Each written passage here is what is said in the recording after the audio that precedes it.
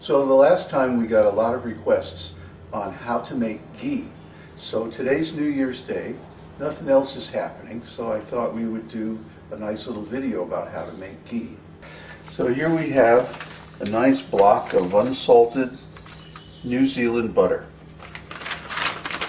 We've been keeping it in our freezer, so it's frozen solid.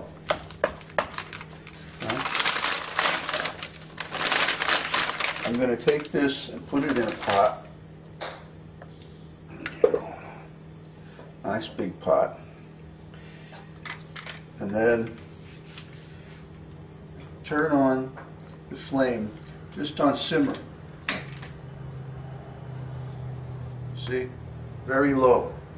Why? Because the butter will burn if it's on anything higher than that. So now I put the pot with the block of frozen butter on the simmer flame and just go away and leave it for about 2 hours. That's how long it's going to take this to melt. If you're going to make ghee, you might as well go down to the restaurant supply place and get yourself a big block of frozen butter, because the time that you spend to make a large quantity of ghee is not going to be much more than to make a small quantity, and so you might as well stock up.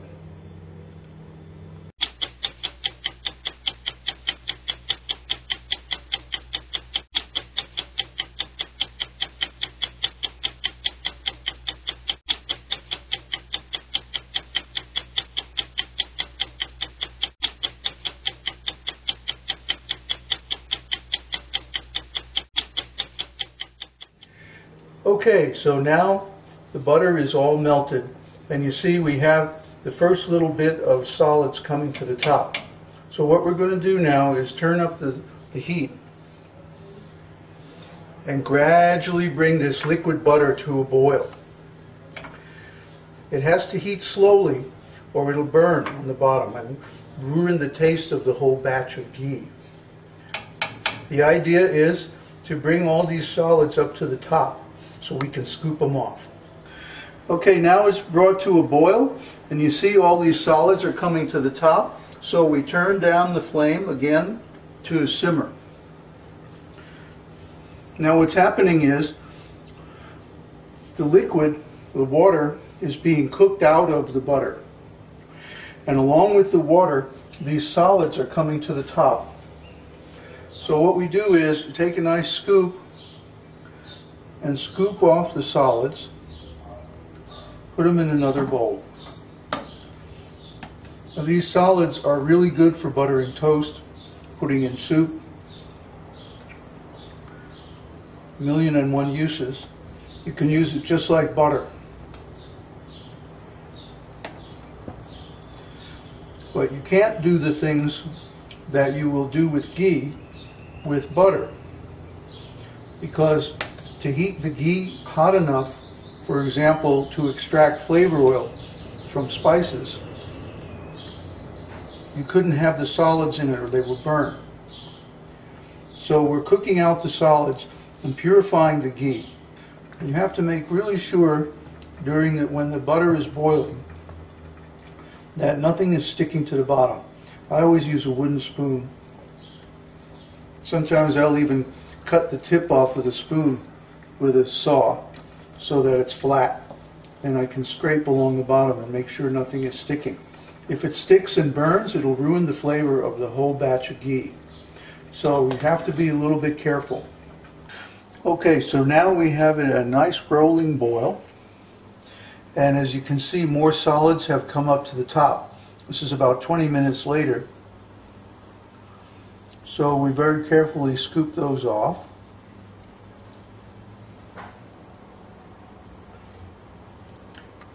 Merge them in with the others.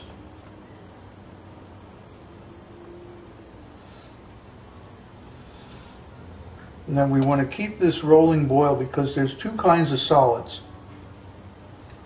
Some rise to the top like these, and others fall to the bottom.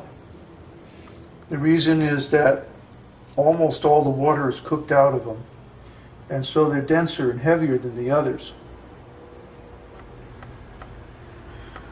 And that's the trickiest part.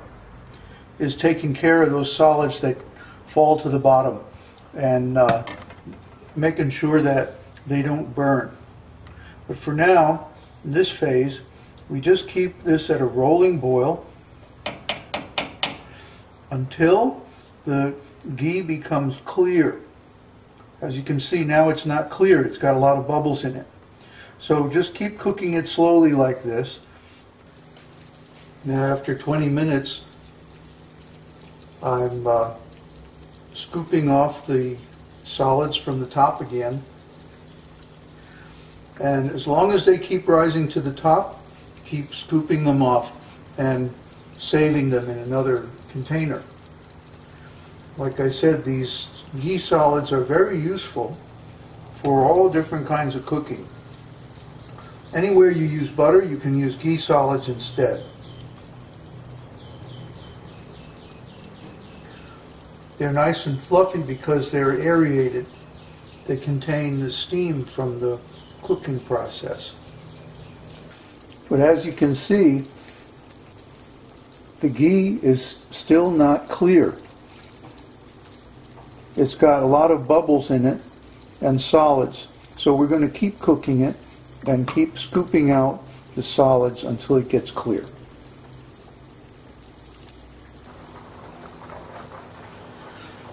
Okay, now as you can see, all of the solids have risen to the top and been scooped off, and the remaining ghee is more or less clear. Now this is the time when you have to be very careful not to let it stick to the bottom. If you scrape it and you feel that something is sticking, then immediately scrape it with the wooden spoon so it doesn't stick and burn. The idea here is to boil off as much as possible of the water, the remaining water in the ghee.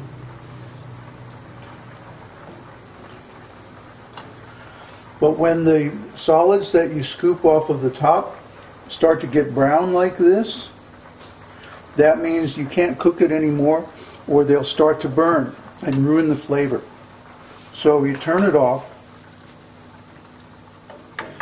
and we're going to let it cool and then pour off the clear ghee, leaving the solids that have sunk to the bottom in the pan.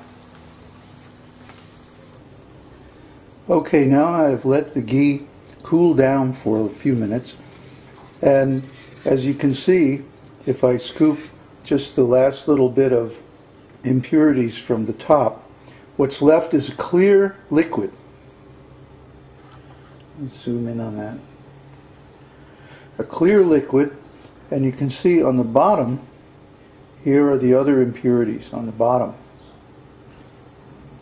So what we're going to do now is pour off the clear liquid from the top.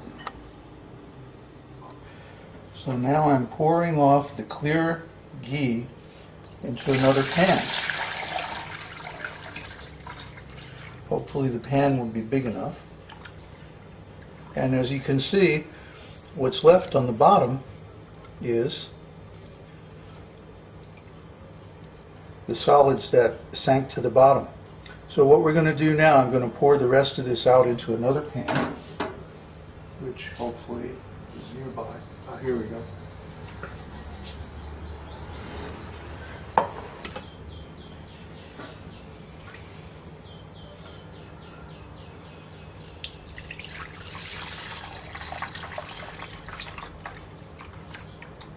Here. Stop short of pouring out these heavy solids. Now we're going to clean out this pan and use it for the final stage of preparing the ghee. So these heavy solids that stick to the bottom of the pan are actually nice and flavorful because they're not burnt. So they can go in with the rest of your ghee solids that you scoop off the top. Some people don't like them, but I do. I think they're nice and flavorful.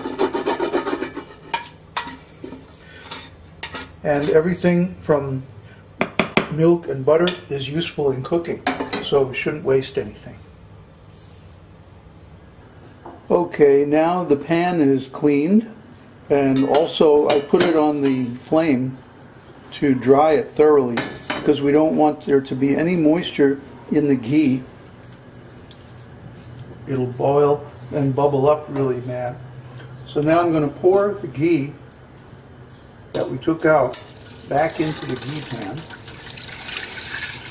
And you see there's more ghee solids on the bottom of the pan here. So we're going to be careful not to pour those back into the big pan.